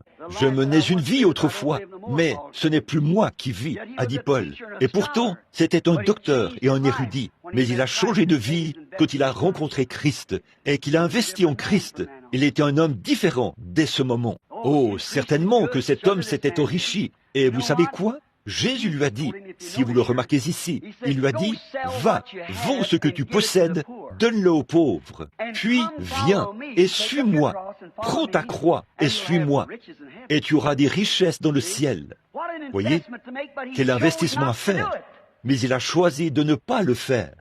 Eh bien, l'âge de l'église de Laodicée a fait le même choix, de ne pas le faire. Et souvenez-vous, quand il est devenu si immensément riche, comme l'Église l'est aujourd'hui, le pauvre était couché à sa porte, et il n'avait que les miettes qui étaient balayées pour les chiens. Lazare, le pauvre en esprit. Jésus a dit dans Matthieu 5, « Heureux les pauvres en esprit, car le royaume des cieux est à eux. » Nous ne voulons pas occuper cette place dédaignée, cette place tout au fond, où nous sommes pauvres en esprit. Ça, nous n'en voulons pas. Nous voulons que quelqu'un nous donne des louanges, être quelqu'un d'important. Comme un frère l'a dit tout à l'heure, il a bien enfoncé le clou lorsqu'il a dit « Comment pouvez-vous avoir la foi alors que vous avez du respect les uns pour les autres ?» ou que vous désirez les louanges les uns des autres. Peu m'importe ce que n'importe qui peut dire, ce que vous désirez, ce sont les louanges de Dieu. Que Dieu porte un regard favorable sur vous, et il ne portera un regard favorable sur vous que lorsque vous gardez sa parole. Très bien. Donc, nous voyons que ce pauvre homme en esprit était couché à sa porte et qu'il essayait tant bien que mal d'obtenir les miettes. Oh, peut-être que s'il était membre de l'armée du salut, il lui aurait donné une pièce de 10 cents lorsqu'il le croisait, ou quelque chose comme ça, pour éviter que ça paraisse si mal. Voyez, mais j'imagine qu'il investissait de grosses sommes dans sa propre église et dans son organisation, qui continuait de faire de lui quelqu'un de grand, d'important. Mais la récompense est finalement venue. Elle est finalement arrivée. Il a eu un service funèbre grandiose. J'imagine qu'un vieux célibataire est arrivé là, vêtu d'une grande robe, et a dit « Notre précieux frère est maintenant au ciel. » Oh, il a fait telle et telle chose. Il était membre de notre assemblée. Il est maintenant au ciel. Oh, comme nous sommes reconnaissants pour notre précieux frère. Comme cela était différent de la parole de Dieu. Jésus a dit que pour ce qui est de sa récompense, il était dans le séjour des morts. Il avait effectué le mauvais investissement. Et dans le séjour des morts, il a levé les yeux et a vu le pauvre en esprit, qui avait effectué son investissement et qui en jouissait dans le sein d'Abraham. Oui, et maintenant, c'est lui qui était devenu un mendiant. Il souhaitait il était un croyant de profession. Père Abraham, envoie ce mendiant ici. La situation a changé. Il avait investi dans la mauvaise affaire, les biens du monde et la louange des hommes. Mais ce mendiant qui était couché là, affamé, il s'est retrouvé dans le sein d'Abraham. Envoie Lazare, il est là-bas, où il peut boire de l'eau quand il le veut. Il peut le faire. Il est là, à jouir des bénédictions de Dieu. Envoie-le ici, avec quelques gouttes d'eau sur ses doigts, afin qu'il touche mes lèvres desséchées, parce que je souffre cruellement dans ces flammes. C'est ça, la récompense. De quoi? D'avoir refusé de faire le bon investissement. Ne faites pas ça, messieurs. Ne faites pas ça, les hommes d'affaires. Je vous fais plus confiance que ça. Si vous êtes un homme d'affaires, vendez toutes les perles que vous avez et achetez celle qui est de grand prix. Investissez en Christ, en sa vie qui est en vous. Là, nous nous rendons compte que tout ce qui a un commencement a une fin. Et il n'y a qu'une chose qui n'ait jamais eu de commencement, c'est Dieu.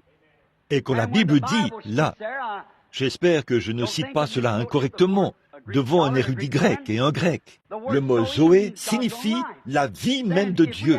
Alors, si nous avons la vie éternelle, le mot grec Zoé signifie que nous avons une partie de la vie même de Dieu, parce que nous sommes devenus une partie de lui. Nous sommes ses fils et ses filles. Aussi avons-nous la vie éternelle. Et cela ne meurt pas. Vous avez la vie éternelle. Il n'y a qu'une seule forme de vie éternelle, et c'est Dieu.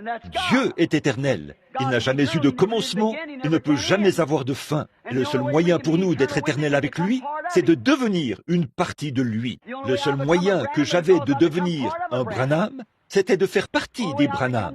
Le seul moyen pour moi d'être de l'espèce humaine, c'est d'être l'un d'entre eux. Et le seul moyen pour moi d'être un fils de Dieu, c'est de devenir une partie de Dieu. Alors, je dois être né de son esprit. Amen. C'est tout. Vendez tous vos credos dénominationnels et investissez dans la vie éternelle. Hommes d'affaires, femmes d'affaires, vous le voyez par l'Écriture, il y a beaucoup d'autres passages qui vous ont traversé l'esprit. Comme vous le savez, j'ai un moyen de savoir cela. D'autres choses aussi. Vendez tous vos credos et toutes vos dénominations et venez trouver la vie. Vous êtes invités à venir ce matin. Ne rejetez pas cela comme il l'a fait. C'était un homme d'affaires vraiment insensé. Ne soyez donc pas comme lui. Soyez comme Paul. Vendez toute votre popularité. Il a dit, je ne suis pas du tout venu chez vous avec de grandes phrases empoulées, provenant de mon instruction.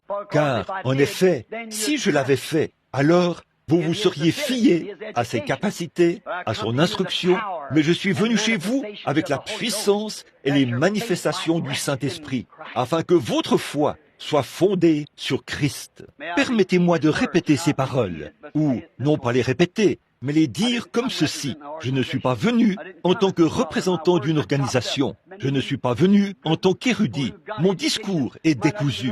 Il se peut que beaucoup d'entre vous, les braves gens qui sont instruits, ne puissent même pas comprendre ce que je dis. C'est tellement décousu. Mais je suis venu chez vous dans la puissance de l'Esprit, dans les démonstrations du Saint-Esprit, ce qui est Dieu qui confirme sa parole, afin que votre foi ne soit pas fondée sur ce que l'homme fait, mais sur ce que Dieu a promis. Courbons la tête. Seigneur, nous nous tenons solennellement sur le seuil où une décision doit être prise. Ce glorieux moment de jubilé que nous célébrons là, au Life Tabernacle, suite à ton invitation à l'égard de ton peuple il y a 50 ans. Et nous avons traité de ce sujet à fond, pour autant que nous, à ma connaissance, et cela dépend de Dieu, qui connaît le cœur de l'homme, qu'il révèle de la manière appropriée ce que cela signifie, afin que les hommes puissent voir qu'ils doivent retourner et que le seul moyen d'y arriver, c'est de venir à la vérité de la parole. Je te prie, Père Céleste, afin qu'aucun de nous ne soit si insensé pour refuser d'effectuer un tel investissement. Puissions-nous investir notre temps, notre talent et tout ce que nous avons aux louanges de Dieu. Sachant ceci, que peu importe si nous gagnions le monde entier, nous perdrions notre âme. À quoi cela nous aurait-il servi? À quoi sert la louange d'un homme alors que le feu atomique brûle la terre? À quoi cela servira-t-il aujourd'hui? Peut-être quand nos pierres tombales sortiront du sable, quand les hurlements des vents, quand ce monde sera projeté vers le soleil là-bas et déplacé de sa position, comme il était avant la destruction antédiluvienne, et projeté, au lieu d'être projeté loin du soleil, il sera projeté vers le soleil. Cette fois-ci, ce ne sera plus de l'eau, mais du feu. Et lorsque les sables hurleront sur la terre avant le glorieux millénium, et que nos pierres tombales sortiront, docteur un tel, frère un tel, ou évêque un tel, à quoi cela nous servira-t-il alors que nos âmes seront là-bas, quelque part dans l'éternité? Cela arrivera forcément. Les vivants savent qu'ils sont appelés à mourir. En tant qu'hommes et femmes, garçons et filles, ce matin, Seigneur, nous sommes tous conscients que nous ne sommes pas ici pour être vus ou entendus des hommes. Nous sommes ici dans l'agonie du calvaire. Nous sommes ici et le Saint-Esprit pleure dans nos cœurs, comme il l'a fait dans notre Seigneur, parce qu'il avait été rejeté à Jérusalem. Et ce matin, nos esprits pleurent pour un monde perdu. Donne-nous la sagesse pour savoir comment les aborder, Seigneur. Nous ne voulons pas qu'ils soient perdus. L'esprit même qui est en nous nous condamnerait si nous désirions leur perte. Mais puisse le Saint-Esprit crier continuellement, se répandre, jusqu'à ce que nous déployions tous les efforts possibles en utilisant notre talent, notre temps, notre argent, tout ce que nous avons, si petit soit-il, nous t'offrons cela. Aide-nous, Seigneur, à apporter ce glorieux message à un monde qui se meurt. Seigneur, j'ai très peu de choses à offrir. Je n'ai aucune compétence, aucune personnalité, rien. Mais je n'ai que mon âme, Seigneur, ma voix, et elles sont toutes à toi. Et je suis sûr que cela parle au nom de tout cet auditoire. Utilise ces choses, Seigneur. Si j'avais de l'argent, ce serait à toi. Mon temps t'appartient. Tout, mon tout en tout. Aide-moi, Seigneur, et aide-nous tous. Nous voulons investir ce matin dans le royaume de Dieu. Pardonne notre paresse. Combien nous avons été terribles de trouver ce grand trésor. Combien le Saint-Esprit en nous devrait avoir le même intérêt qu'il a eu lorsqu'il était en Christ, de toujours faire la volonté du Père et d'exécuter son ordre. Et il est venu pour sauver les perdus. Mets en nous ce désir, Seigneur. Puisse ce feu dans notre sein ne jamais nous quitter, comme l'a dit ton grand serviteur John Wesley. Puisse-t-il ne jamais nous quitter, puisse-t-il prendre de plus en plus d'ampleur, au point de nous faire tomber sur nos genoux pour implorer et supplier. Puisse cela nous faire tomber sur nos genoux, de sorte que nous allions sur les chemins et sur les sentiers, dans tous les coins et dans les entreprises et partout, dans les églises, partout où nous pouvons aller, pour présenter cette vie éternelle aux hommes et aux femmes d'aujourd'hui. Et quand tout sera terminé, puissions-nous nous rassembler dans ta demeure. Alors que nous étions assis ici ce matin, je promenais le regard autour de cette table, et j'ai vu frère Hierholzer, ce vieux saint rempli de piété, et je l'ai entendu raconter qu'il conduisait la charrue. Et j'ai pensé à l'époque où j'étais un petit garçon aux pieds nus, avec 2 sangles sur mes épaules, pour labourer derrière une vieille charrue. Ton grand saint, qui nous vient de la Californie, était là-bas, à la rue Azusa, lorsque je regarde ces hommes, aux épaules affaissées, par le dur labeur dans les champs. Et j'ai partagé ce petit déjeuner avec eux. Je préférerais être ici et m'asseoir parmi ce groupe d'hommes pieux, plutôt que d'être avec le président.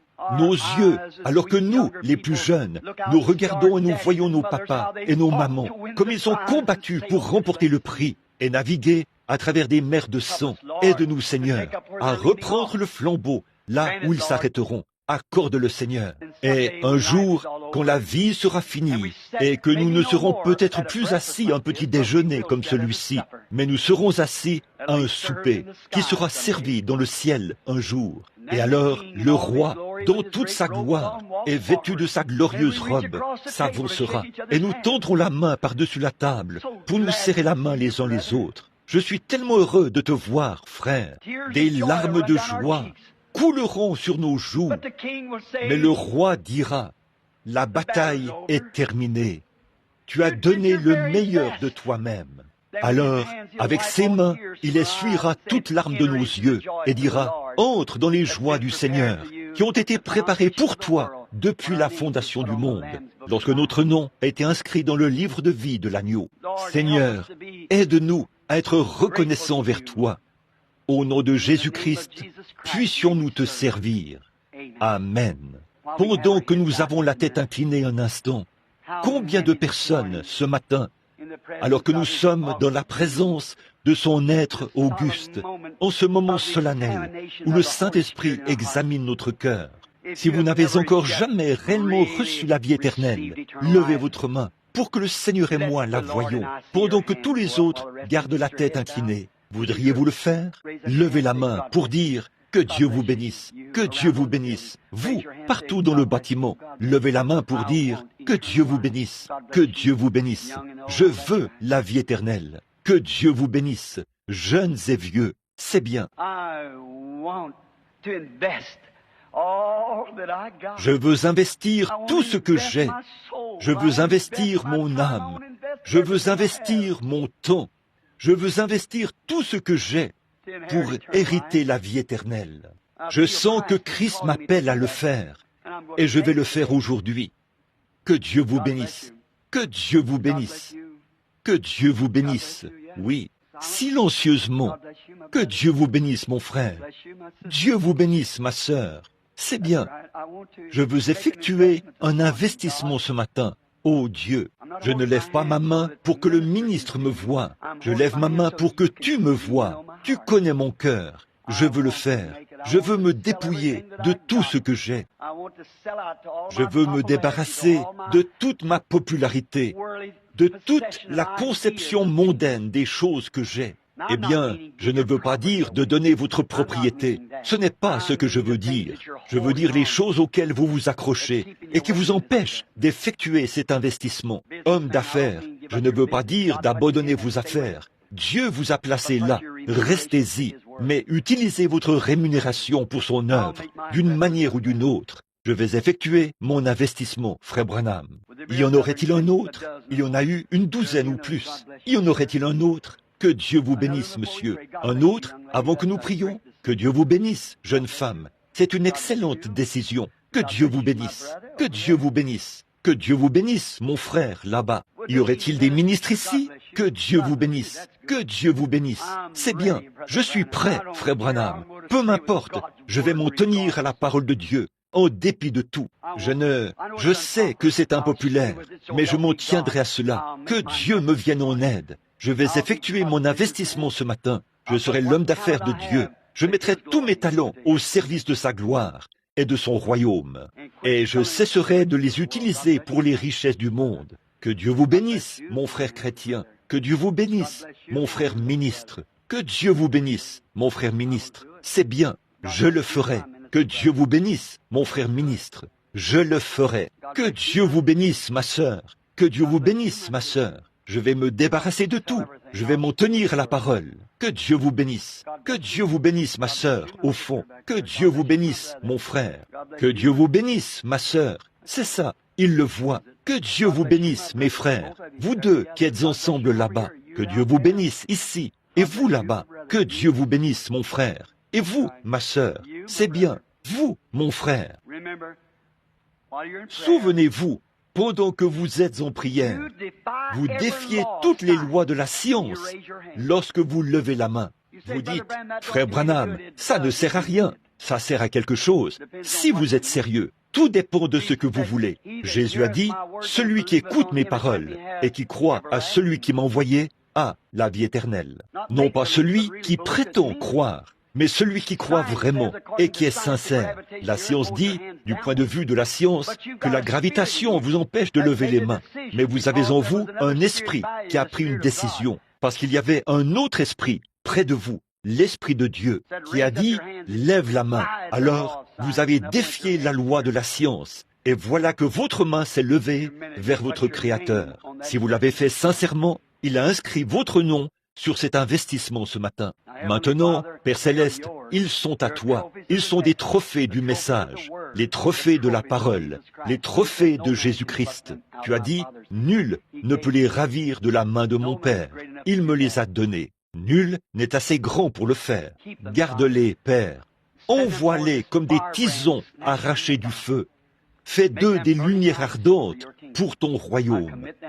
Je te les remets au nom de Jésus-Christ. Amen.